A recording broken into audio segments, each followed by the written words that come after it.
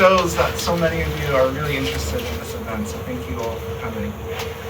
So as I mentioned before, this event focuses on humanitarian disarmament, and it's supported by a series of missions, including the mission to Kiribati, Thailand, PDR, as well as the Nuclear Age Peace Foundation and its youth initiative, Reverse the Trend, Sanctuary Beyond Wars. So we have a young youth representative here in lab.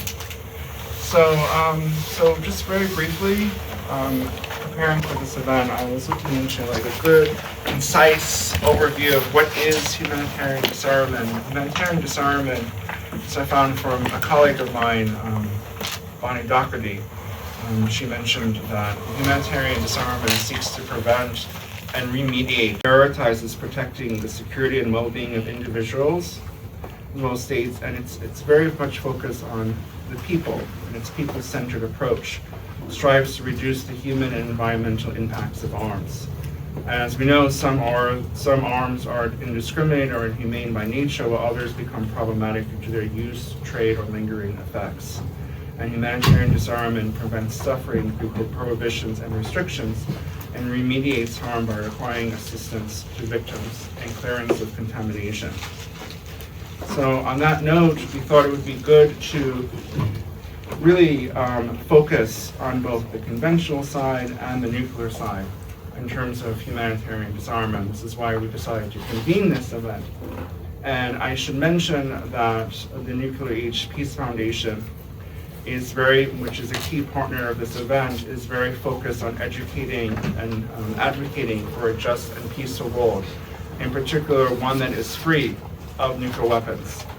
And it's been working very closely, and we'll get into this later on advancing the Treaty on the Prohibition of Nuclear Weapons and other nuclear disarmament, nuclear justice, and peace initiatives here at the UN in New York, and then also in Santa Barbara, California, and we're very fortunate to have the president of the Nuclear Age Peace Foundation here with us today.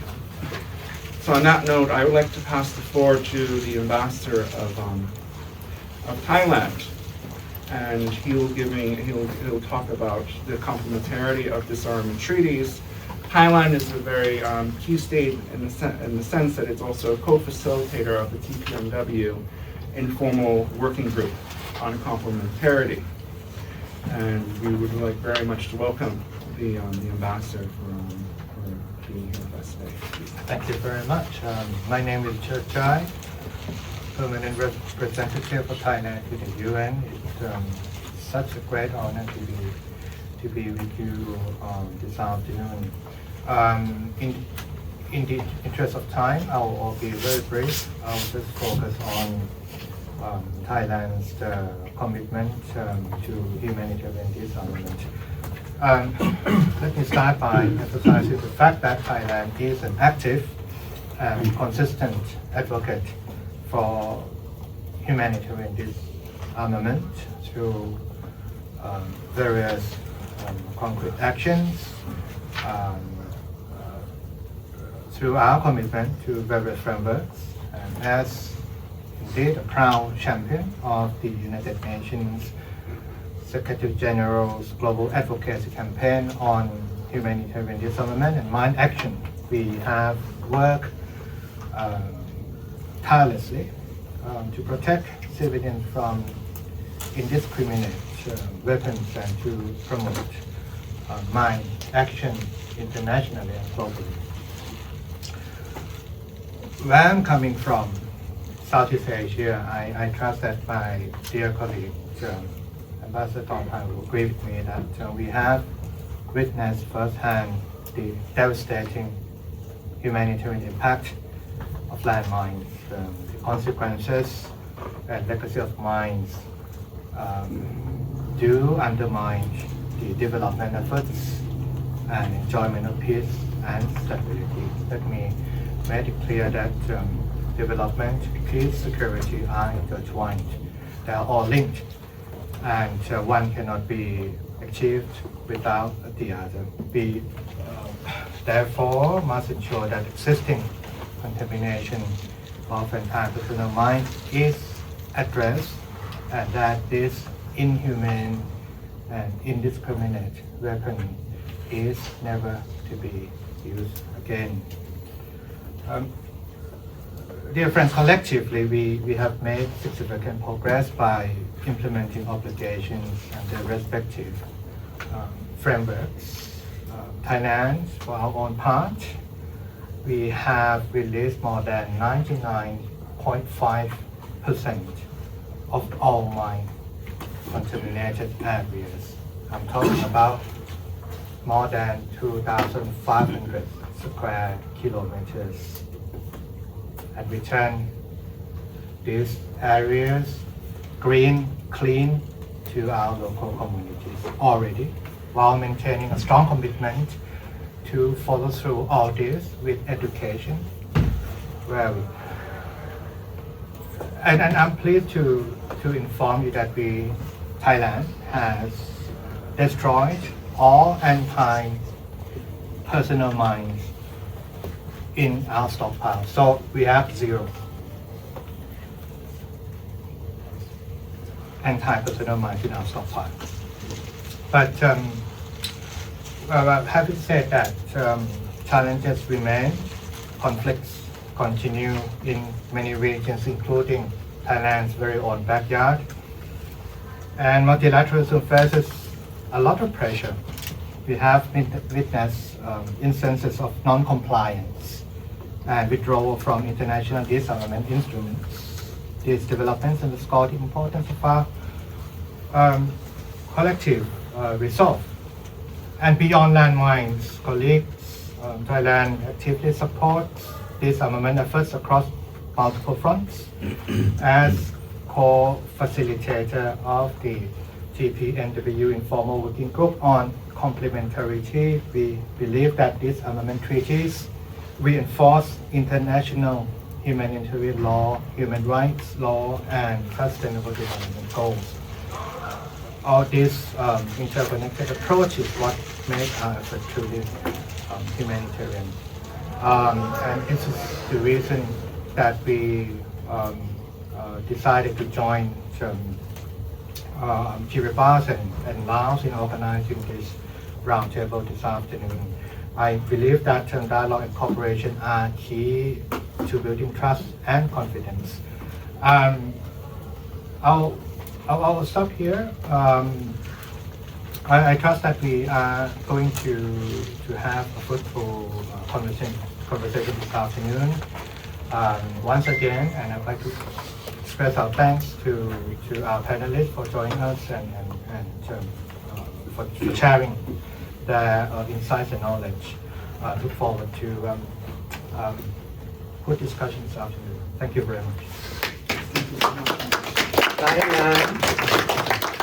Congratulations. So next we will hear from the ambassador of Lao PDR, PDR Nations. As some of you know, Lao PDR is presiding over the 3rd Review Conference of the Convention on Cluster Munitions, the CCM, which is scheduled to take place this year. So I thought it would be very fruitful for us to hear from the ambassador, especially since Lao PDR has been leading global efforts to review the progress, strengthen implementation, and promote the universalization of the CCM. Please, ambassador. Thank you, moderator. Excellency Cherdchai, Chaivavid, Permanent Representative of Thailand to the United Nations. Excellency Josephine Moote, Church of the Face, Permanent Mission of Kiribati. Excellencies, distinguished panelists and colleagues. At the outset, I would like to thank the Permanent Missions of Thailand and Kiribati for your initiative to organize this important event. The Lao PDR is very pleased to co-sponsor this event. And on behalf of my own country, the Lao PDR, as the presidency of the 3rd Review Conference of the Convention on Cluster Munitions, I wish to share some views on the importance of this convention and also our preparation for the third review conference in September this year.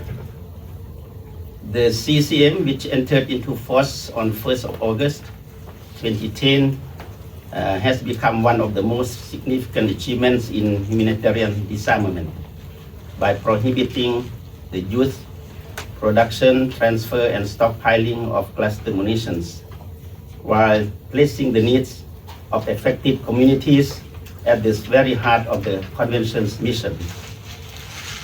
The Lao PDR remains per capita the most heavily bombed country in history. From 1964 to 1973, over 580,000 bombing missions dropped more than 2 million tons of ordnance, including some 270 million sub-munitions.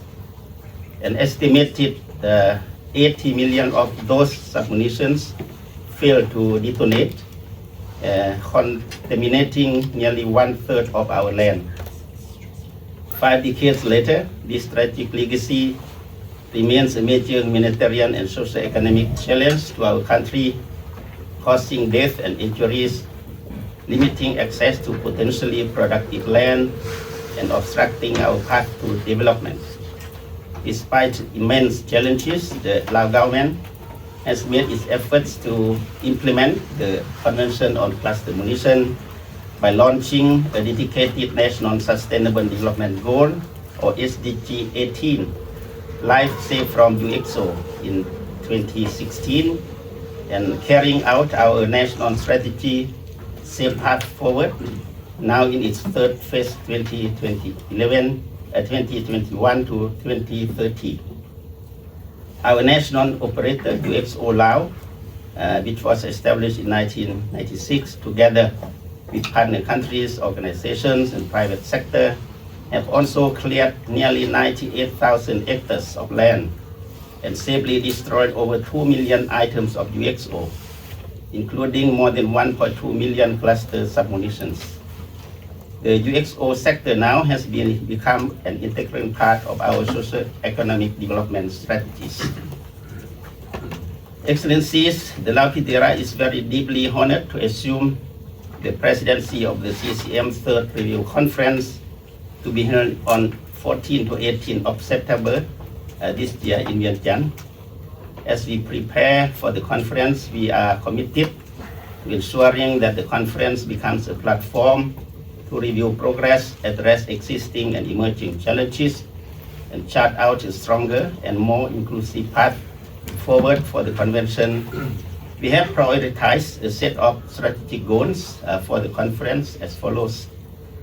First, reaffirming the spirit of humanitarian disarmament that gave birth to this convention and advancing its universalization.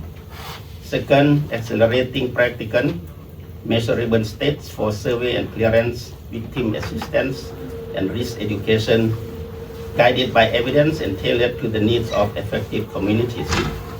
Third, mobilizing enhanced international cooperation and assistance, ensuring that no affected state, particularly those with the heaviest legacies, is left behind.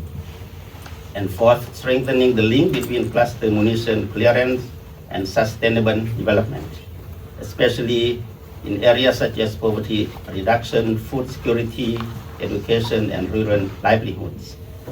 The Lao PDR, with support of the Coordination Committee and the CCM Implementation Support Unit in Geneva, is preparing 3 key substantive documents: a review document, a new concrete and comprehensive action plan 2027-2031, and a political declaration for consideration and adoption at the conference.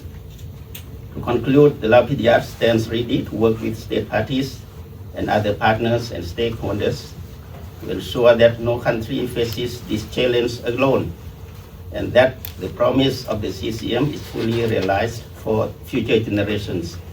We look forward to welcoming all delegations to Vientiane in September this year. I thank you. Thank you so much, Your Majesty.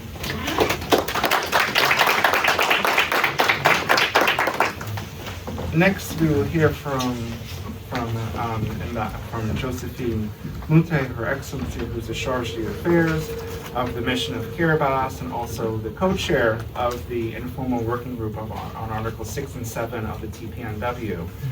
These articles deal with victim assistance, environmental remediation, international cooperation assistance, and very much focus on the need to establish an international trust fund for victims. And I should add that Kiribati is also the co-pen holder of a special resolution at the United Nations regarding the legacy of nuclear weapons with our colleagues from the mission of Kazakhstan. So please, the floor is yours. Thank you, Kristen. Let me first of all thank you, dear excellencies and colleagues, for joining us this afternoon. As Christian has mentioned, I will focus my discussion on the importance of Articles 6 and 7 of the Treaty on the Prohibition of Nuclear Weapons and my own country's experience with nuclear weapons. In our capacity as co-chair of Articles 6 and 7, we recognize how the TPNW builds upon previous treaties. We recognize that both the Mine Ban Treaty and the Convention on Cluster Munitions contain references to victim assistance, especially Article 6, Section 3, that requires state parties in a position to do so to provide assistance for the care and rehabilitation and social and economic reintegration of mine victims and for mine awareness programs. The provision is important for introducing the concept of victim assistance to disarmament and for addressing both medical and socio-economic needs. Article 5 of the Convention on Cluster Munitions mandates that state parties provide age and gender-sensitive assistance to victims under their jurisdiction, including medical care, rehabilitation, psychological support, and socio-economic inclusion. States must assess needs, develop national plans, and involve victims in relevant policies.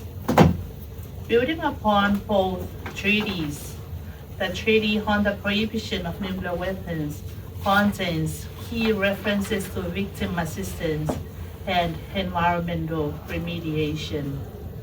Articles 6 and 7 of the Treaty on the Prohibition of Nuclear Weapons are central to ensuring that the humanitarian promise of the instrument is matched by practical action. Article 6 affirms the responsibility to address harm to affected individuals and to remediate impacted environments, while Article 7 underscores international cooperation and assistance as critical to realizing these obligations in an equitable and effective manner. For countries such as mine, Kiribati, whose people and environments have experienced the enduring consequences of nuclear activities, these provisions carry particular significance. They recognize that the impacts of nuclear weapons are not confined to the past, but continue to shape health, livelihoods, and ecological integrity across generations. Their effective implementation is therefore not only a legal commitment, but also a moral imperative grounded in justice, solidarity, and shared responsibility. Talking about primary responsibility for assisting victims and remediating the environment rests with affected state parties. They do not bear the burden by themselves. While it may seem counterintuitive that a country harmed by use or testing of nuclear weapons should have obligations, affected state responsibility makes both practical and legal sense. We firmly believe that the time is ripe for the international community to support an international trust fund due to our own personal experience. During the height of the Cold War, 33 nuclear tests were carried out in one of our islands, known as Christmas Island, with devastating long-term health and environmental impacts. We are, of course, a resilient nation, and it is that resilience which fuels us to pursue nuclear justice. In the relentless effort to advance nuclear justice, and by extension humanitarian disarmament, we, alongside Kazakhstan, introduced a resolution in 2023 entitled Providing Victim Assistance and Environmental Remediation to Member States Affected by the Use or Testing of Nuclear Weapons. Subsequent resolutions have called for the establishment of an international trust fund, and in April this year, the very first international meeting to address the legacy of nuclear weapons will be held at the UN. Kiribati attaches great importance to advancing cooperation that is inclusive, responsive to national circumstances, and respectful of the lived experiences of affected communities. The strengthening implementation of these provisions contributes meaningfully to healing, resilience, and the protocol of a world free of nuclear weapons. And this is why we decided to co-chair the working group on Articles 6 and 7 with our close colleague, Kazakhstan. Thank you.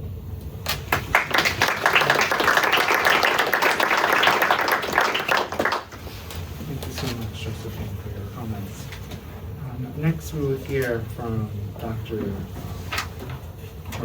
from Brady Mabe, who is a legal advisor with the International Committee of the Red Cross at the Permanent Mission here, Permanent Observer Mission to the UN in New York. He joined the ICRC in 2021. Prior to coming to the ICRC, he worked for the Permanent Mission of Liechtenstein to the United Nations.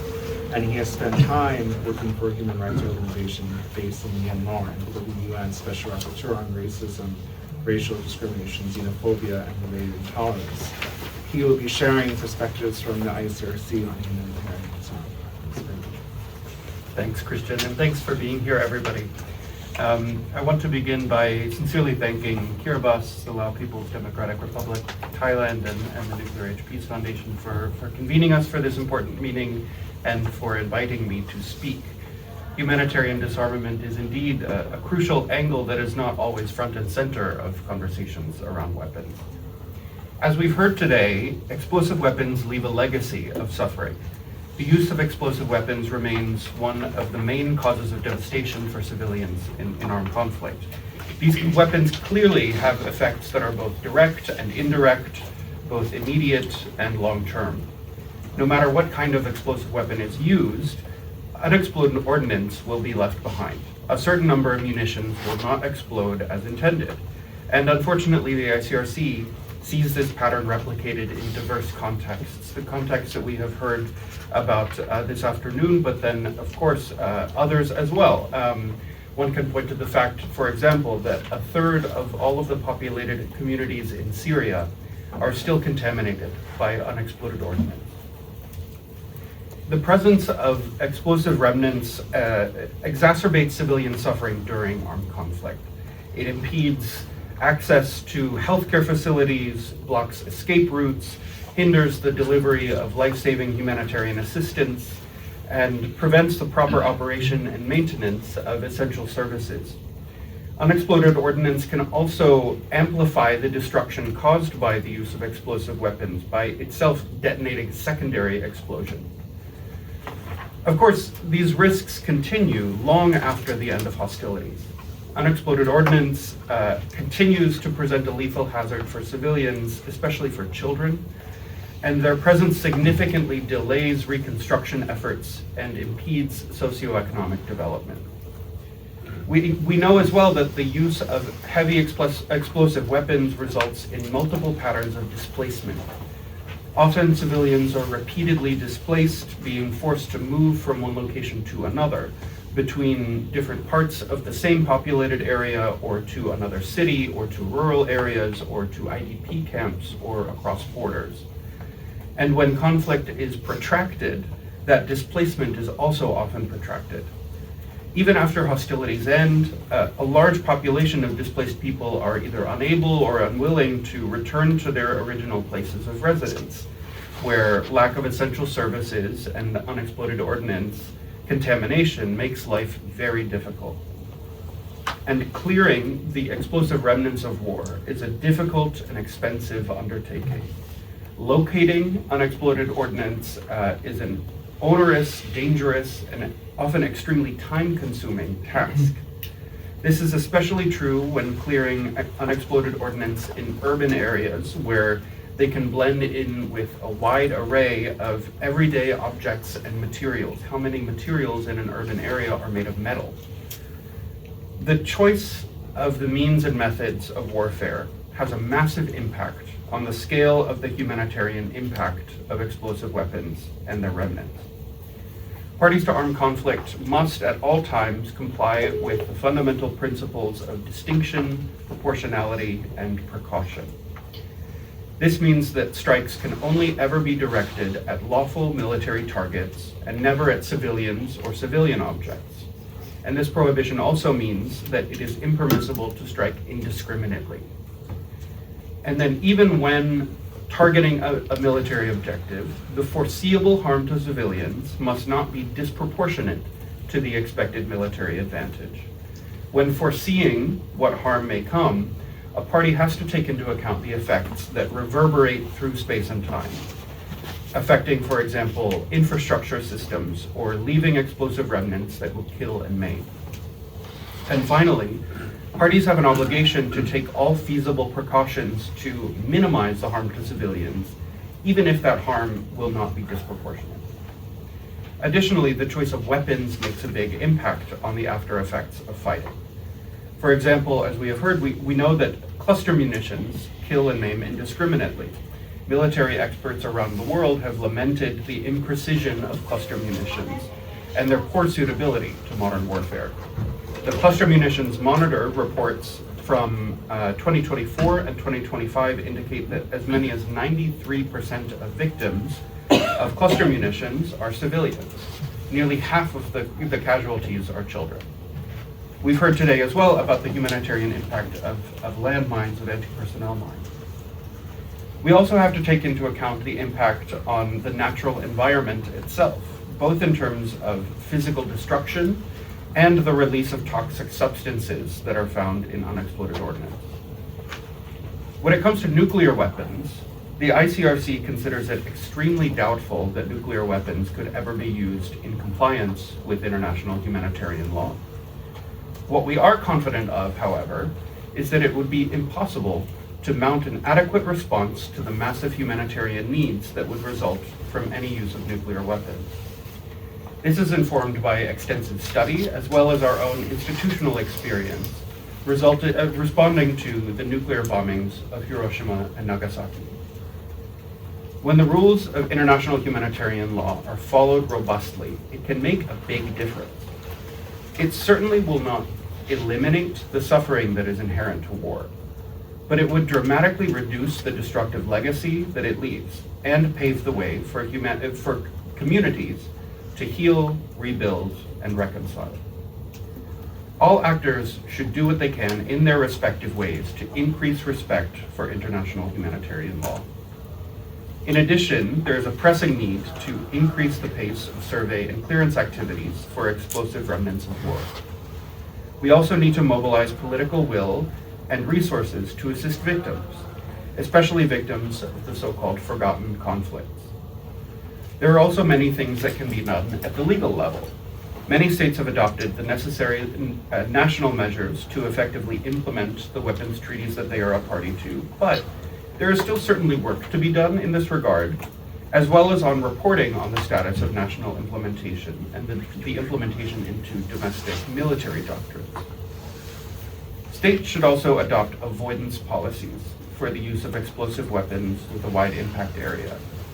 indicating that they should not be used in populated areas unless sufficient mitigation measures can be taken to reduce the weapon's wide area effects and the consequent risk of civilian harm. We also need to redouble efforts to ensure that treaty systems like the NPT and the TPNW continue to operate in such a way that they ensure that nuclear weapons are never used again. The best way to address the consequences of explosive remnants of war is to prevent them in the first place. This method is not only the most cost-effective, but it also avoids countless instances of unnecessary suffering. At the same time, we must continue to address the needs of victims and survivors, even while explosive remnants of war generate additional victims of long-ended wars. States, the UN, civil society, and humanitarian entities like the ICRC cannot afford to take any approach other than this multi-pronged effort. Those who have suffered from the explosive weapons of war must be supported. Clearance operations must be scaled up to save life and limb, and the bombs need to stop falling in the first place. Thanks very much.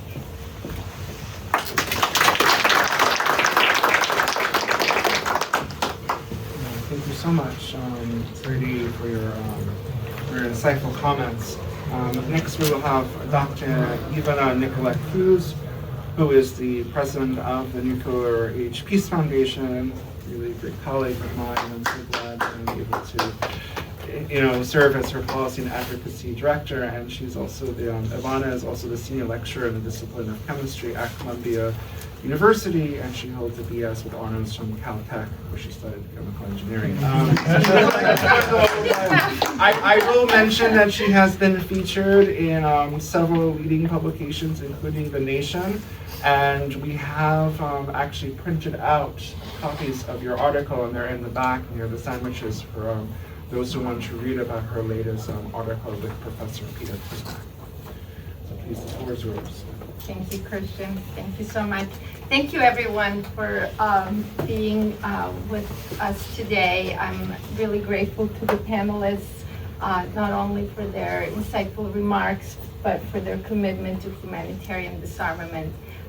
It's really inspiring to hear about the landmine treaty and the Cluster Munitions Convention, not only because they represent examples of things where we have had success in humanitarian disarmament, but because they also had such impact, really lots of inspiration from those successes for the nuclear abolition movement. The diplomatic efforts that started more than a decade ago, diplomatic, civil society, named the Humanitarian Initiative, that also led not just to the negotiations of the Treaty on the Prohibition of Nuclear Weapons, the Nobel Peace Prize going to ICANN, the International Campaign to Abolish Nuclear Weapons. All of this, so much of the inspiration really lay in these previous humanitarian disarmament efforts. And so I'm especially pleased that we are talking about them in concert. All of that said, nuclear weapons remain in a class of their own in terms of what they have done to people in the past, what they continue to do people today in places like Kiribati and Kazakhstan and the Marshall Islands. I recently participated in the publication of a report. I was one of the authors of a report from Norwegian People's Aid. If you haven't come across this report, I highly, highly recommend it. It is very long, but you don't have to read all of it. It is a report on the legacy of nuclear weapons. It goes through some of the sort of basic kind of science and fundamental issues that affect all of the regions, but then it goes into specific chapters on the many, many places. We sometimes forget just how many places were impacted by nuclear weapons testing, by the testing of more than 2,000 nuclear weapons around the planet. And then as if the past and the present harms were not enough, we continue to keep in mind what nuclear weapons could do in the future. And it's incomprehensible. It really, as a scientist, I sort of confront these facts and figures and models and estimates and simulations and studies. And we've known this for decades. At some level, we didn't even need to know it to the level of detail that we do today to come to the conclusion that nuclear weapons have to go. That was a conclusion that President John F. Kennedy shared at the United Nations in 1961. It was his first address to the United Nations, and he stated something to the effect, we must abolish nuclear weapons before they abolish us. So it's not like this is new. It's not like, the new findings are fundamentally changing the picture, but we do understand everything better and better year after year. The long-term harm, the radiation impacts, the potential for nuclear winter to quite literally starve billions of people around the planet. Forget the hundreds of millions who would die in the actual direct attacks. It's a global, and I don't even think catastrophe does it though. It's just global annihilation. It's really hard to actually find the words that match the impact a nuclear war could have on our planet. And so, it's such an important issue. We are just 2 months shy of the start of the Nuclear Non-Proliferation Treaty Review Conference. I know you're all very well aware of not just its importance, but also the challenges that lie ahead. The kind of global picture we're dealing with, in some sense, couldn't be worse for disarmament. We are looking at repeated violations of international law, I would just say on the part of the United States, but others as well. Hasn't been exclusive to the United States by any means. We're not even 2 weeks shy of the expiration of the New START, the last remaining arms control treaty between the United States and Russia. Those are the two states that possess used to be over 90% of the world's nuclear arsenal. Now they possess nearly 90% of the world's nuclear arsenals. We have about 12,500 nuclear warheads. The US and Russia each have on the order of 5,000 to 5,500. And with what New START had done for 15 years, basically, was initially for 10 years, and then it was extended for 5 more years. It limited the number of nuclear warheads that could be deployed by each of the two states, as well as if there were also additional limits on delivery vehicles. Right now, I can tell you that 2 weeks ago, I was somewhat hopeful that there would be some kind of a deal to at least extend it for a year, renegotiate, and so on. But what's really coming back from the Trump administration is extremely discouraging.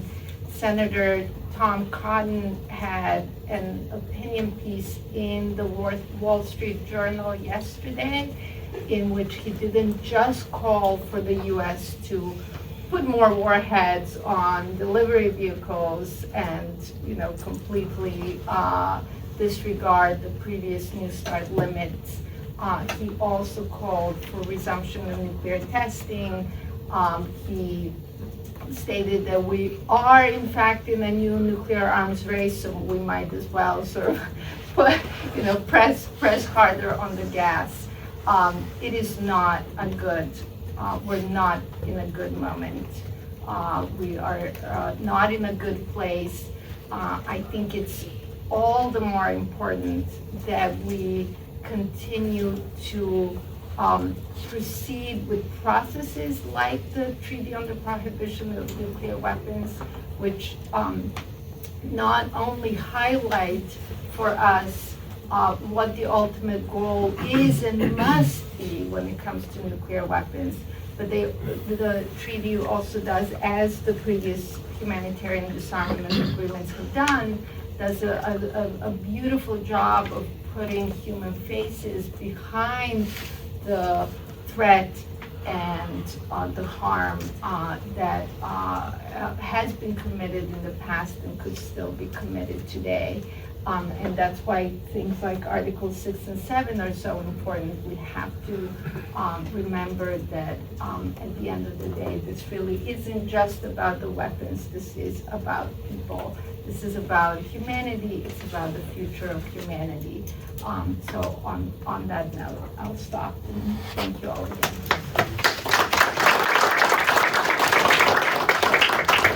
Thank you so much, Dr. Hughes. And then finally, we will hear from Mr. Jonathan Lamb, a young activist who is an American human rights activist and organizer known for his advocacy on refugees, migrant rights, nuclear disarmament, and social justice issues affecting BIPOC and undocumented communities. And he's been very much focused on the need to engage on the subject matter, and he has represented youth perspectives at global forums such as the UN Summit of the Future, meetings of state parties to the Treaty on the Prohibition of Nuclear Weapons, where he submitted recommendations on disarmament and also perspectives on cluster munition impacts in Southeast Asia. And his efforts have also drawn media attention from outlets including Teen Vogue and NBC News for his advocacy work. So I would like to give the floor over now to Jonathan.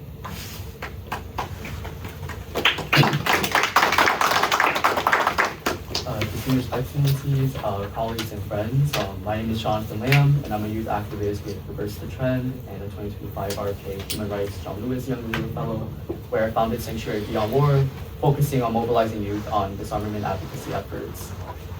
As the son of Vietnamese refugees, I grew up listening to my parents recounting their journey during the war. They would describe the stories and sounds of bombs dropping at midnight, the screams of mothers and children on overcrowded boats, and the uncertainty of living in a refugee camp on a Malaysian island, not knowing where they would rebuild their life. Even 50 years after the war, those memories still reshape my family. Trauma does not disappear with time. Displacement does not end with resettlement. The war did not end for my parents in 1975. It continues in memory, in silence, in the weight that carries across generations. And the legacy of war does not remain in the past. More than 80 million unexploded bombs remain scattered across Southeast Asia to this day, in the very communities that my parents once called home. These remnants of war still injure and kill civilians decades after the fall of Saigon. 50 years later, bombs are still killing Vietnamese civilians and civilians throughout Southeast Asia. 50 years later, families across the region continue to live in contaminated land. 50 years later, trauma and unhealed wounds remain. For many young people in the Southeast Asian diaspora, humanitarian disarmament is not just an abstract policy debate, it is personal and is integrated into intergenerational responsibility. Youth activism in this space emerged from our direct family experiences and our lived experience. We organize not to only remember, but to also ensure that history does not repeat itself. Recent UN reports show that global military spending have reached high records, while humanitarian aid and victim assistance funding have declined. This imbalance reflects a troubling global priority. If we can mobilize billions for weapons, we can mobilize sustained predictable funding for clearance operation, medical and psychological care, and environmental and community recovery. A true commitment to humanitarian disarmament requires global investment in Southeast Asia and around the world. It requires strengthening trust funds, supporting national implications, and ensuring that survivors' assistance is treated as a long-term obligation and not a temporary charity. We need to be committed towards building a peaceful and safe world after war and conflict. We must prioritize protecting youth, uplifting survivors' experiences, and investing into communities. We must continue to advocate for stronger victim assistance, sustainable environmental recovery, and meaningful survivor-centered policies. We must continue to ensure that survivors are not just invited into multilateral spaces as symbolic figures, but also recognized as experts whose experiences shape implications and funding priorities. The legacy of Southeast Asia teaches us that humanitarian consequences of war lasts for generation. Youth activism ensures that memory becomes action, and intergenerational solidarity ensures that survivors are not alone in carrying that memory forward. The question before us is not whether we remember the past, it is whether we will fund and build the future differently. Lastly, I want to recognize that today is Lunar New Year, also known as Tet in the Vietnamese culture. I just came back from the temple. And as we celebrate the holiday, we need to honor those that we've lost to unexploded ordnance and to the legacies of war through our commitment to humanitarian disarmament. Thank you.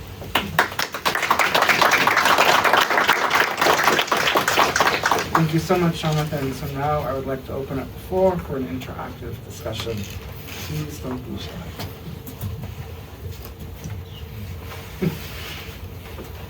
Yes, please, Gloria from Austria.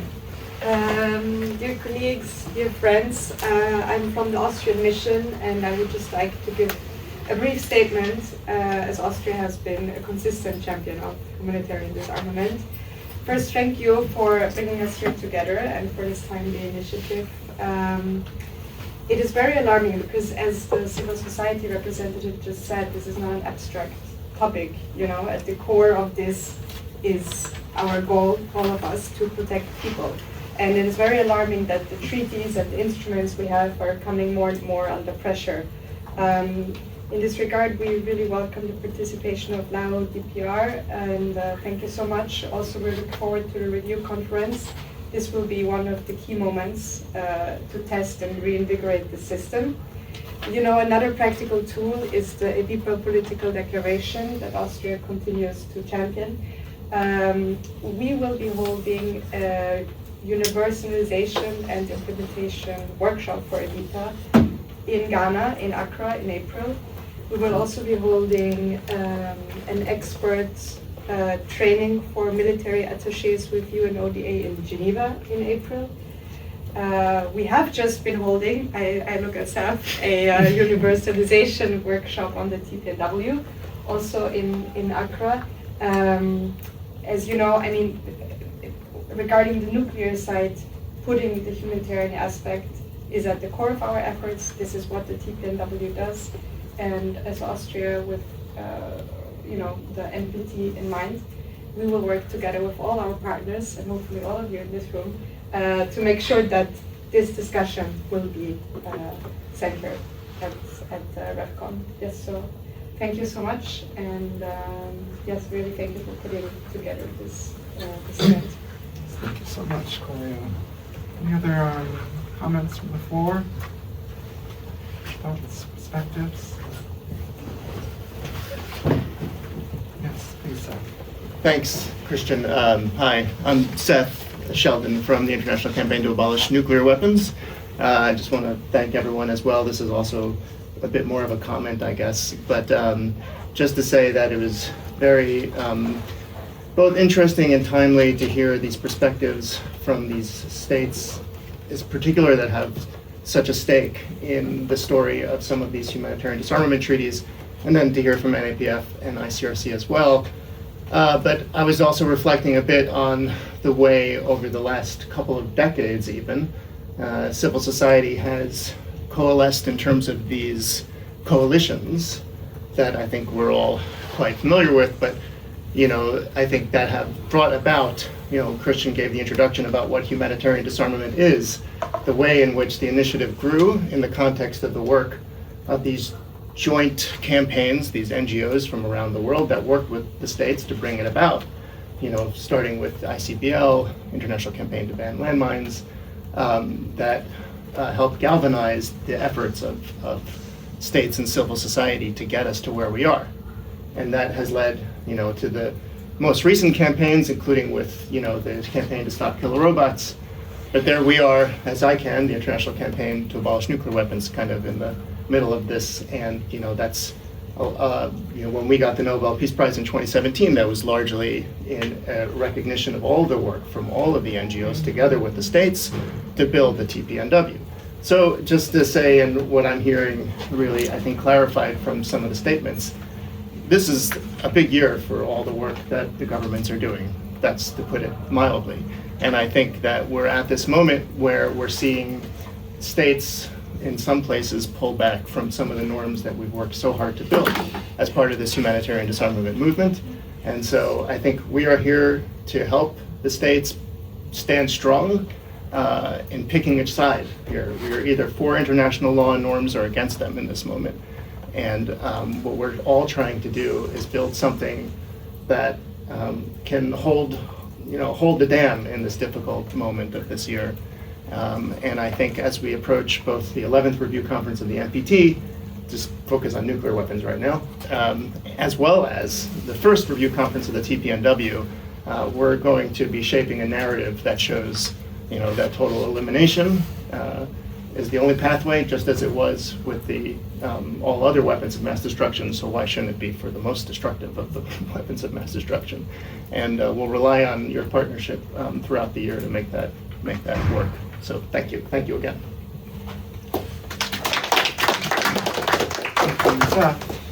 Any other questions or comments, please? Thank you so much, Christian, for giving me the floor. My name is Wissam from the Permanent Mission of Tunisia. Just a brief open question to the panelists. In this era of disarmament decline, I would say, where countries are withdrawing themselves from conventions and international treaties, what would be the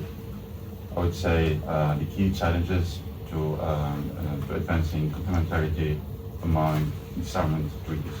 Thank you. Thank you so much for that question. Who would like to answer?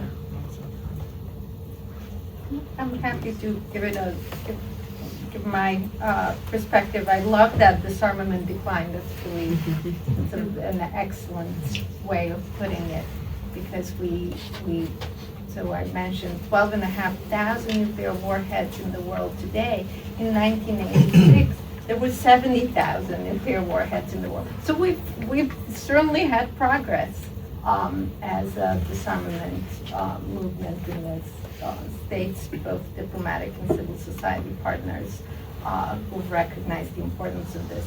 I actually began, it's a little personal, I started my role at the Nuclear Age Peace Foundation as the president on August 1 of 2022, and some of you will recall that was the start of the 10th NPT Review Conference. So it's kind of imprinted in my mind, but that whole month I was obviously going to the various meetings and listening to statements, and the sense I had a lot from statements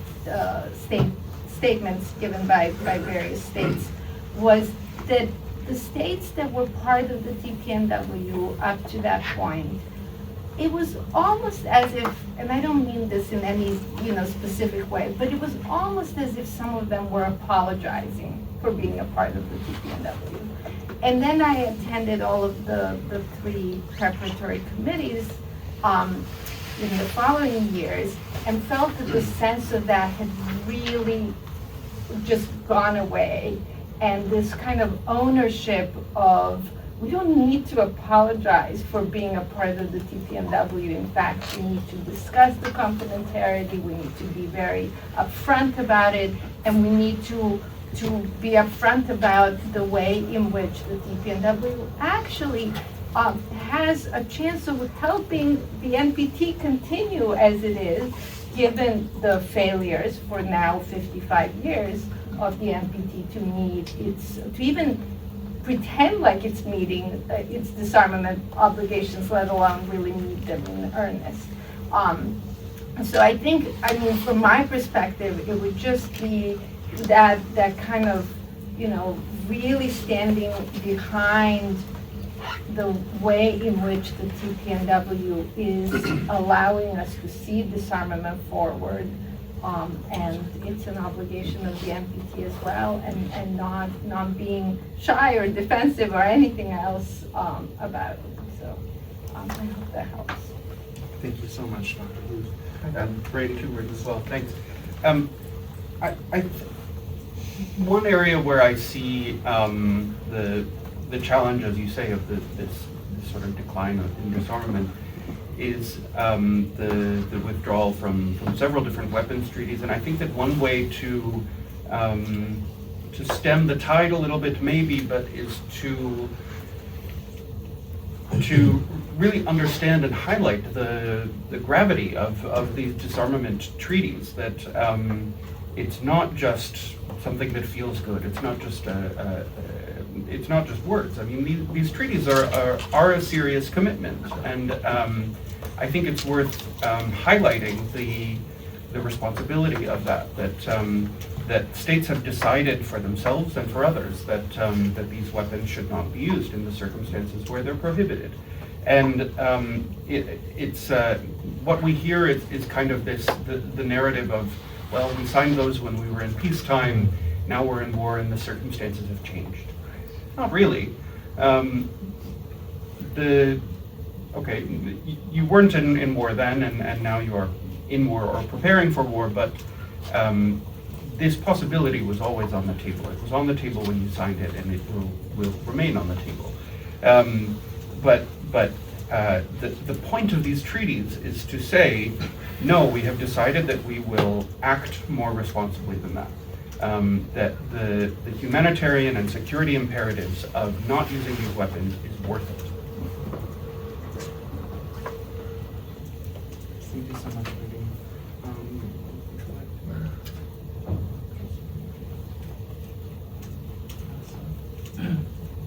If not, we can move on to the next. Are there any other comments, questions?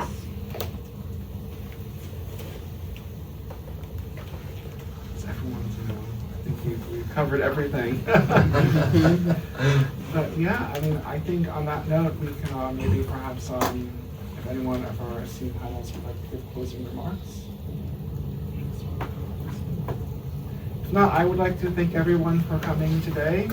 I'm so glad, and thank you so much for coming. I know that the notice that was sent out was very, very quick and it was a bit late, but we're so glad that so many of you expressed interest in coming today.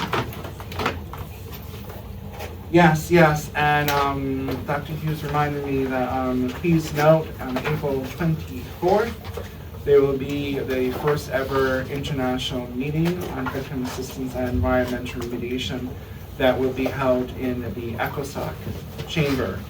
The ODA is preparing the information note that will be sent out to both civil society representatives as well as to member states. It is the Friday, the business day before the opening of the NPT Review Conference. So it's going to be a very busy day, and it's scheduled to be the full day with a series of interactive panels as well. And this is in pursuant to the first committee resolution on the modalities of the 2026 international meeting, where 170 states voted in favor of. So we're looking forward to everyone in this room coming and participating. So thank you. Thank you so much for coming.